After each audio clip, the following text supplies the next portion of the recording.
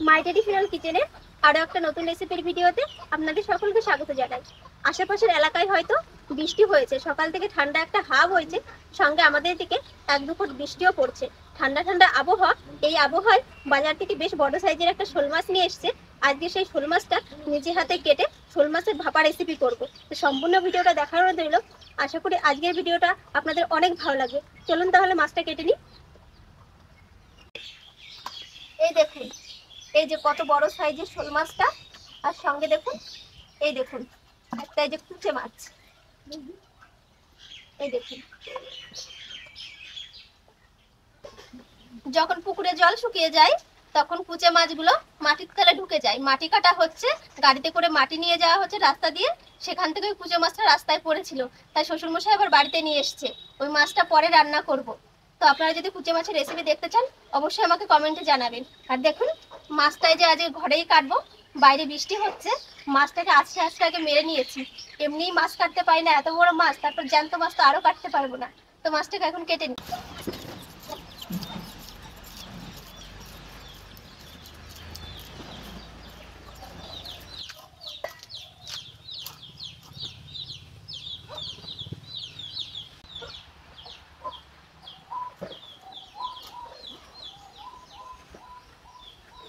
এই দেখুন পিসগুলো কত সুন্দর।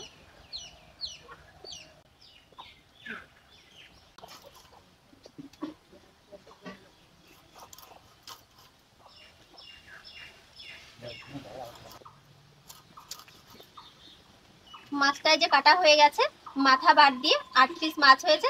মাছটাকে এখন ভালো করে ধুয়ে পরিষ্কার করে নেব। মাছটা ভালো করে ধুয়ে নিয়ে এসেছি মাছ ভাপা করার জন্য। এখন শিলে মশলাটা বেটে নেব। গোটা জিরে, গোটা ধনে, গোটা গরম মশলা, তেজপাতা, কোয়া কোয়া রসুন, একটু আদা, কাঁচা লঙ্কা, শুকনো লঙ্কা, সমস্ত মশলা দিয়ে মাছ ভাপা করলে মাছ ভাপার টেস্ট কিন্তু 3 গুণ বেড়ে যায়। এখন এই সমস্ত মশলা একসঙ্গে আমি বেটে নেব।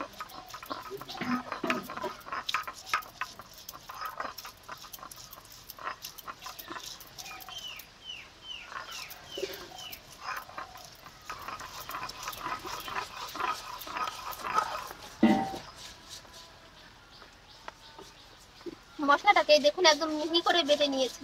শিলে মশলা বাটতে একটু কষ্ট হলেও এই বাটা মশলায় রান্না করলে রান্নার স্বাদটা কিন্তু দারুণ হয়। এখন মাছটাকে মশলার সঙ্গে ভালো করে ম্যারিনেট করে নেব। মাছটা কাটতে গিয়ে আর ধুতে গিয়ে হাতে অনেক জায়গায় কেটে গেছে। এই 6 পিস মাছ আজকে রান্না করব, আর বাকি মাছগুলো বাড়িতে পরে রান্না করে খাবো। মাছের ভিতরে প্রথমে দিয়ে দিচ্ছি স্বাদ মতো লবণ, দিয়ে দিচ্ছি হলুদ গুঁড়ো, এখন বাটা মশলাটা দিয়ে দিচ্ছি, উপর থেকে একটু সরিষার তেল দিয়ে দিচ্ছি। এখন মাছটাকে এত ভালো করে মশলার সঙ্গে মাখতে হবে যে মাখতে মাখতেই মাছটা অর্ধেক রান্না হয়ে যাবে।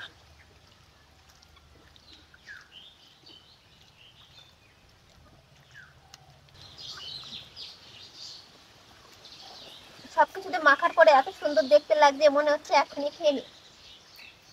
রান্না না করতে খাওয়া যাবে না। এখন বাটির ভিতরে মাছগুলোকে দিয়ে দিচ্ছি।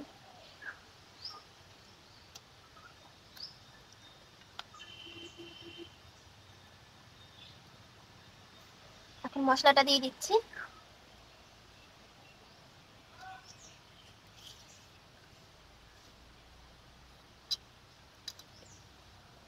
এখন উপর থেকে আরেকটু সরিষার তেল দিয়ে দিচ্ছি।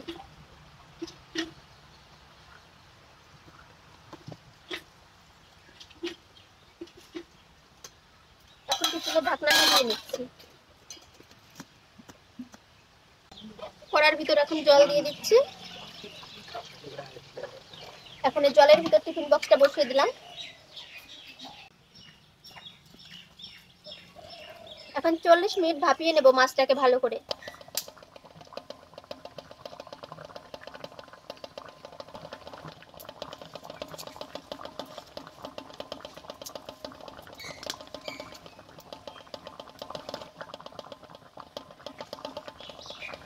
ঘড়ি দেখে 40 মিনিট ফুটিয়ে নিয়েছি।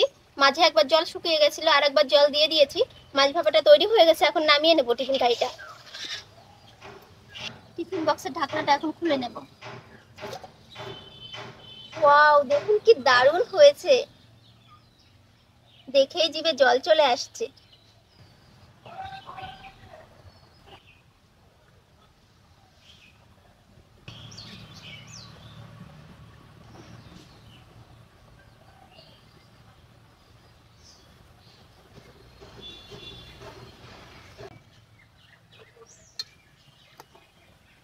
এই দেখুন, জাস্ট পিসটা দেখুন কেমন লাগছে।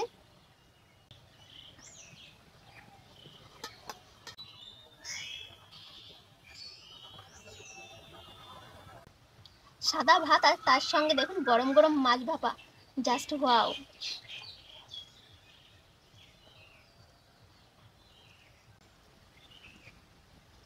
ও সেই স্বাদ হয়েছে।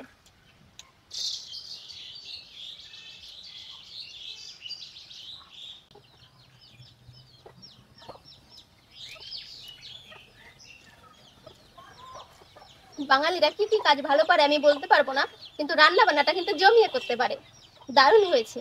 ভিডিওটা ভালো লাগলে অবশ্যই লাইক, কমেন্ট ও শেয়ার করবেন। আর এরকম নিত্য নতুন রেসিপির ভিডিও পেতে আমার চ্যানেলটিকে সাবস্ক্রাইব করে আমার পাশে থাকার অনুরোধ রইল। আর সম্পূর্ণ ভিডিওটা দেখার জন্য অসংখ্য ধন্যবাদ জানাই।